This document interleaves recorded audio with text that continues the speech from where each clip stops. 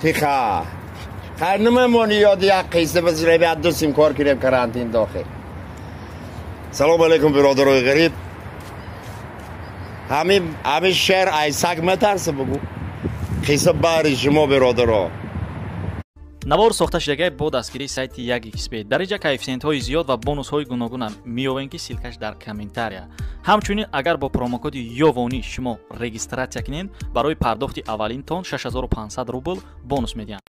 я салом я пайғом баҳри برادرانی دورای وطن. سربلندی محبت الهی نصیب ما و شما. قصه درباره سویتا بگاه کارخونش میبرویه سرفوک هم اوپاکوفک کدگی میشینه افطوبوس ده میویه رد میفروی باید پادزیمکره بگذاره خونش بروه پادزیمکره دمیت مایده میخمه هیچ کنی نگاه میکنه 1000 سوم موندگی ره ده اوهو یا پشت تلو میکنه نستایشی همه خامشان بگیرم میگه یا تا ای پیش یا تا ای پاس همه خل ایزناسیل واد میکنه فخ رسکی گون بشن میرن این سر میقب میشینه همه 1000 سوم در دستش میگه من هیچی نفهمیدم این پولمو یافتم یا ضرباتت کده باشی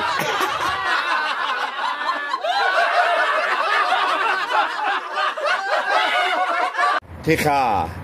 خرنمه یاد یک قیسه بزیره بیاد دو سیم کار کنیم کرانتین داخل. سلام علیکم برادرای غریب.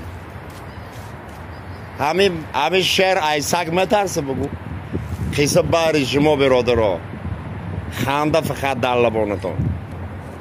قیسه جیز نینی درباره ستار گفتنی یا برادر ستار یک زن داشته زنش همه خیلی زنه که جکاک همه خیلی بسیار گاو بزده ستار جانی ما ای همه جیز زیبت شدگی که دیگه نمیدونه با قفای خانی ستار خیلی الکتریچکا میگذاشته الکتریچکا ای رهی الکتریچکا او طرف بازار پاگایی زنک میخیده طرف ستار دو و ویلو میکنه خیلی که بیچنه پل مل میتشه بازار بیره زنک الکتریچکا رو همه خیلی گذاشتن ده پایی الکتریچکا هم خیلی مزنه زنه که دو بولک میکنه همی الکتریچکا مزنه ای میان نیست پوش ای ری پاییز ایسو ای میان پایانش ایسو خیلی زنگ علاقه شوهرش بیارن همه زنی تای ها و نگاه میکنه نیمش ایسو نی ره ده نیمش ایسو نی ره ده گفته ایر مرغ ببریم یا خانت میبری